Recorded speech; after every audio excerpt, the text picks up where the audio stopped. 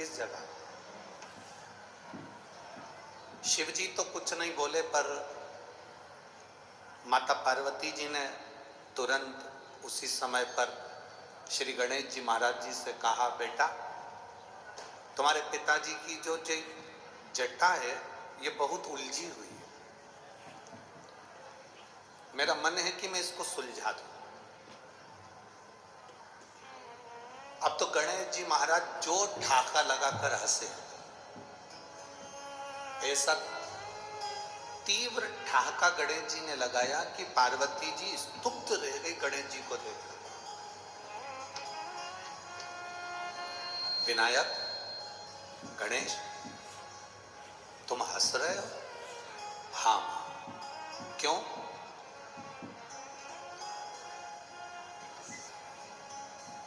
गणेश जी ने कहा, मां जितनी जटा उलझी हुई है उतने पिताजी उलझे हुए हैं। तुम जटा सुलझा सकती हो पर पिताजी को नहीं सुलझा सकती। बहुत कठिन है सुलझाना। पार्वती जी भी जिद पकड़कर बैठी थी कि चाहे कुछ भी हो जाए आज भोलेनाथ जी की जटा में सुलझा के रहो। शिव जी की जटा मुझे सुलझाना है, मतलब सुलझा। अब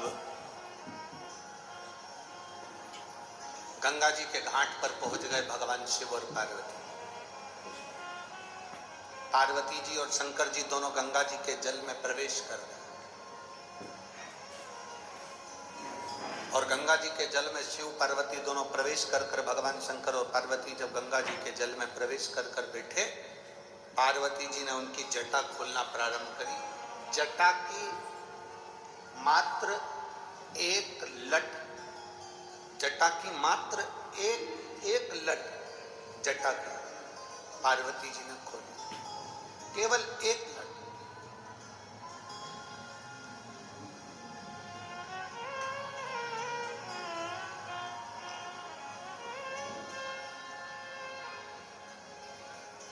शिव महापुराण की कथा कहती है, लिंग पुराण की कथा कहती है, कूर्म पुराण की कथा कहती है और स्कंद पुराण की कथा कहती है। शिव जी की केवल एक लट को 1000 वर्ष लग गए थे। कितना वर्ष लगा था? 1000 वर्ष। केवल शंकर जी की एक जटा की एक लट को सुलझाने में पार्वती जी को 1000 वर्ष लगे।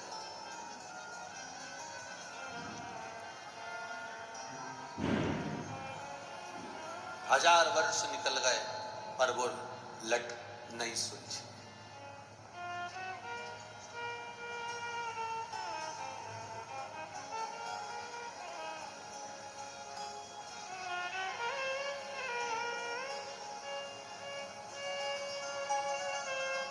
बहुत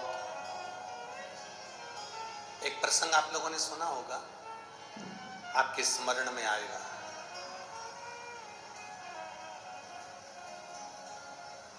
राधा जी का एक भजन आप लोगों ने सुना है, वो भगवान कृष्ण से कहती हैं, महाराज उलझी लट सुलझा जइयो मेरे हाथ वही लगी, उलझी लट सुलझा जइयो मेरे हाथ वही लगी। राधा जी भगवान कृष्ण से कह रही हैं कि मेरी उलझी हुई लट को सुलझा दो, मेरे हाथ में मेहंदी लगी। देवी भागवत पढ़ी है आप में से किसी ने? एक बार मौका मिले तो गीता प्रेस गोरखपुर की देवी भागवत पढ़ो, एक बार मौका मिले तो गीता प्रेस गोरखपुर की स्कंद पुराण पढ़ो, एक बार मौका मिले तो गीता प्रेस गोरखपुर की शिव महापुराण को पढ़ो, लिंग पुराण को पढ़ो। उसमें एक संवाद मिलता है कि ये कृष्ण और राधा कौन है।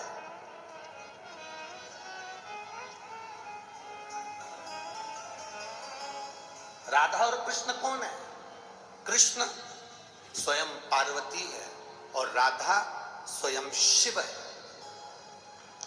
यह हमारी देवी भागवत के अंदर स्पष्ट लिखा, स्पष्ट, कि राधा शिव है और पार्वती जी कृष्ण है। ये देवी भागवत के अंतर्गत वर्णन है। अब जब शंकर भगवान स्वयं राधा जी के रूप में हो गए और पार्वती जी स्वयं कृष्ण के रूप में हो गई, तो वो कह रही हैं कि मेरी उलझी लट सुलझा दो। क्यों? सतयुग में ना जाने कितने कितने युग निकल गए, किसी युग में भगवान शंकर की जटा को सुलझाने वाला कोई जन्म ही नहीं लिया।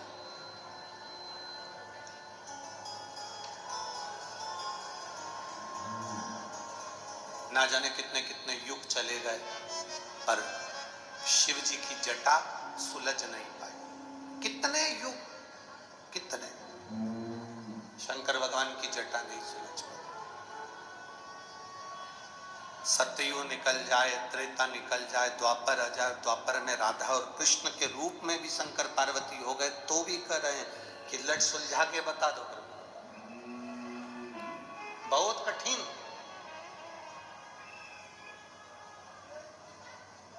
हजारों वर्ष माता पार्वती जी को शंकर जी की लट को सुलझाने में लग गए, हजारों वर्ष। संत, साधु, गुरुजन, तपस्वी, साधक, उपासक सब हाथ जोड़ जोड़ के निवेदन करते रहे माता पार्वती जी से कि ये महादेव के मस्तक की जो लट है ये सुलझ नहीं सकती। पर पार्वती तो जिद पर अड़ी हुई थी, मुझे तो लट सुलझाना है।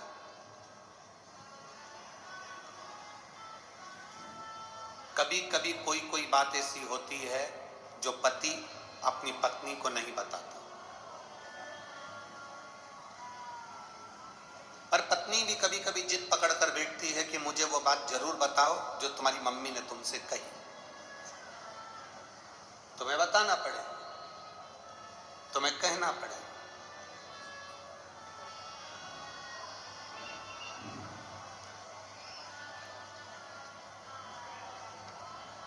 दशरथ जी की सास,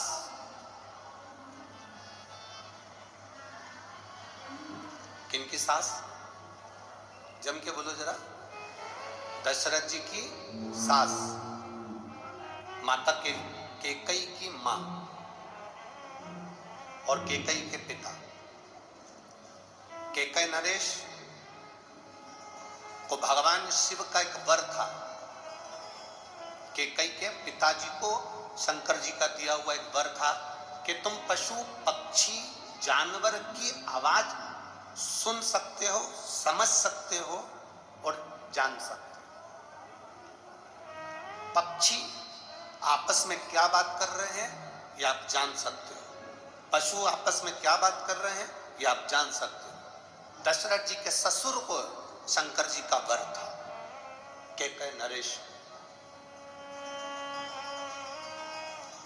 अब केकई नरेश को तो ये वर था कि आपको ये वर है कि आप पक्षी की आवाज पहचान सकते हो, पशु की आवाज पहचान सकते हो, जानवर की आवाज पहचान सकते हो, क्या बोल रहा है आप समझ सकते हो।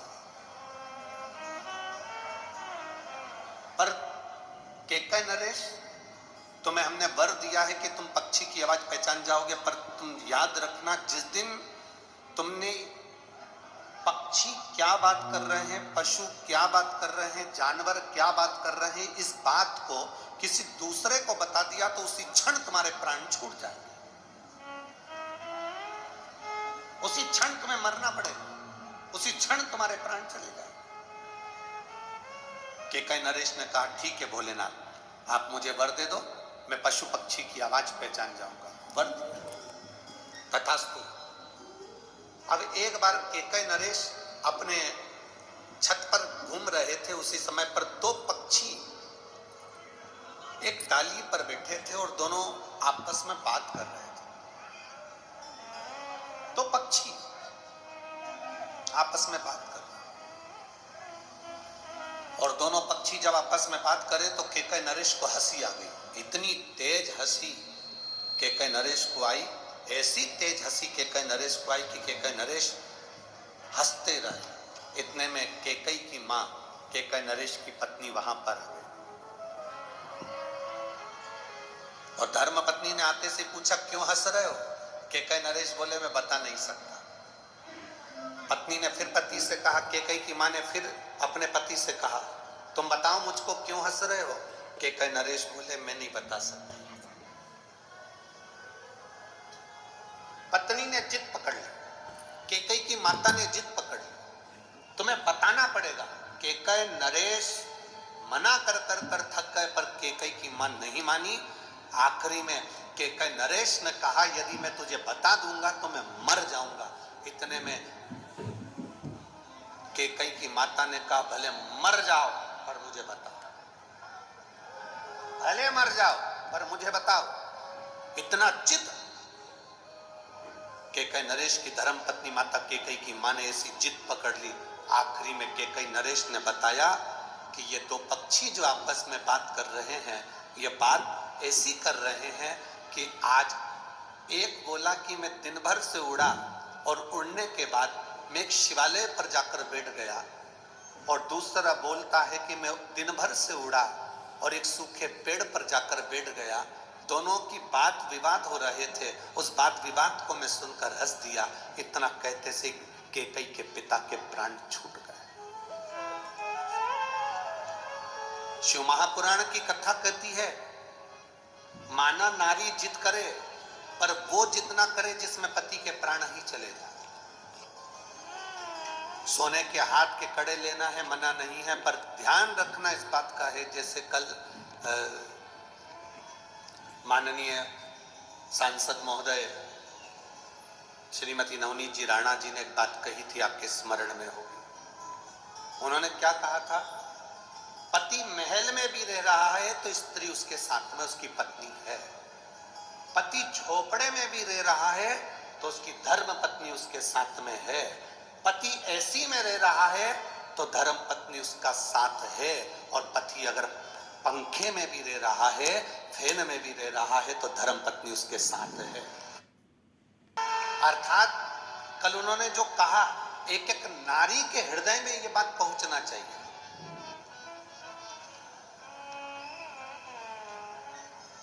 जब ये कल सांसद महोदय इतनी सारी बातें कर रही थी तो हमको तो खुद डर लग रहा था कि अगली बार कथा हमारी होगी कि इनकी होगी। इतनी सुंदर सुंदर बातें ये कहां से बटोर के लाती है, ये समझ में नहीं आता। पर हम तो कहते हैं ये गॉड गिफ्ट है, शंकर जी की कुछ कृपा आप पर बनी है, और आप, हम तो कहेंगे स्वयं अशोक सुंदरी के रूप में, शिव की बेटी के रूप में आप हो, तो वो भगवान शिव ही आपको दे दे। आपको भले दुनिया के लोग नवनीत जी राणा कहें, पर हमारी दृष्टि में तो आप शंकर की बेटी अशोक सुंदरी ही हो। ये शिव की कृपा। अच्छे संवाद, अच्छी बात, अच्छे शब्द स्वयं शिव देता है। आप जो शब्द कह रहे हो वो शंकर देता है, शंकर के सिवा कोई नहीं दे सकता। एक संत भी अगर कोई अपनी वाणी से कुछ कह रहा है तो वो शिव ही उससे कहलवा रहा है। उन्होंने कल कहा कि स्त्री गरीबी में भी और अमीरी में भी अपने पति का साथ कभी नहीं छोड़ती, कभी एक क्षण के लिए भी नहीं छोड़ती। वो एक स्त्री होती है, एक नारी होती है। जिद पकड़ो, मना नहीं है। जिद पकड़ने में मना नहीं है। एक बच्ची ने पत्र लिखा कि मेरी भी जिद थी। देखिए,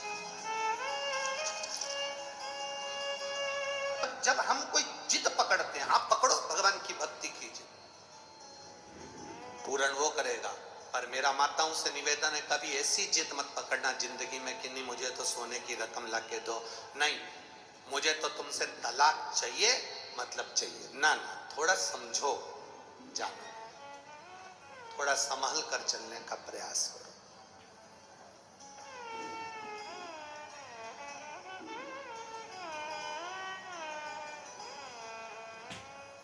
थोड़ा संभल कर चलने का प्रयास।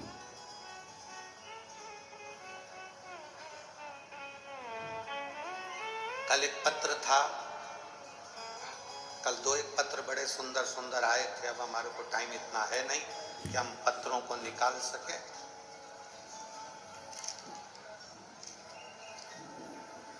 और नाम तो हमारे स्मरण में नहीं। उसने लिखा कि मेरे शरीर पर सोरायसिस की बीमारी हो गई थी, मेरे शरीर की पूरी फुकड़ियां निकलती थी, पूरी खाल निकलती थी शरीर की।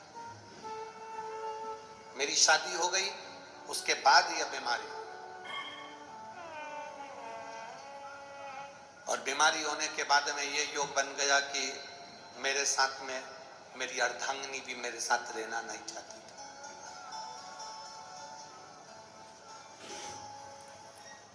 दो एक पत्र बड़े सुंदर आए। दो पत्रों में एक पत्र तो ये चांदूर बाजार के लड़के का था, और एक पत्र एक महिला ने लिखा था माननीय सांसद जी और विधायक जी के लिए। पत्र वो भी बड़ा सुंदर।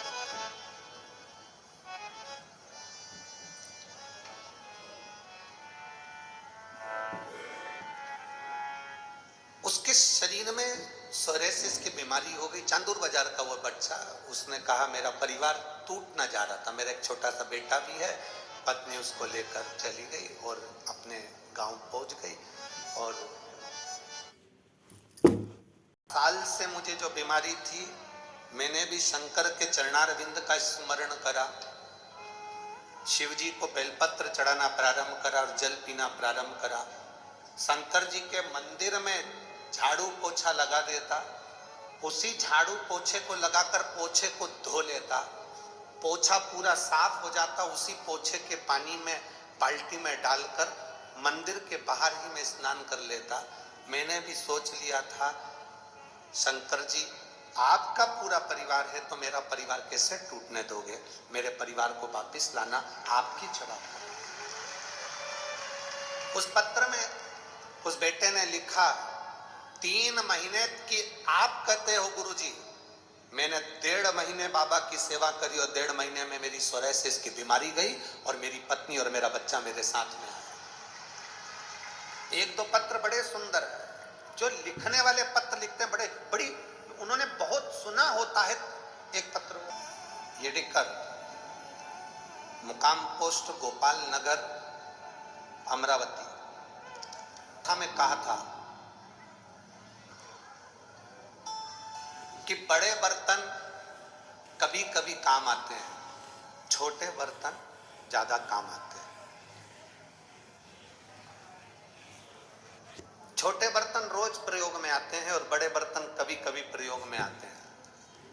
और गुरुजी हमारे यहाँ उल्टा है, हमारे अमरावती में हमारे यहाँ के बड़े बर्तन श्रीमती, ये पत्र लिखा बैठो बहन, भरोसा है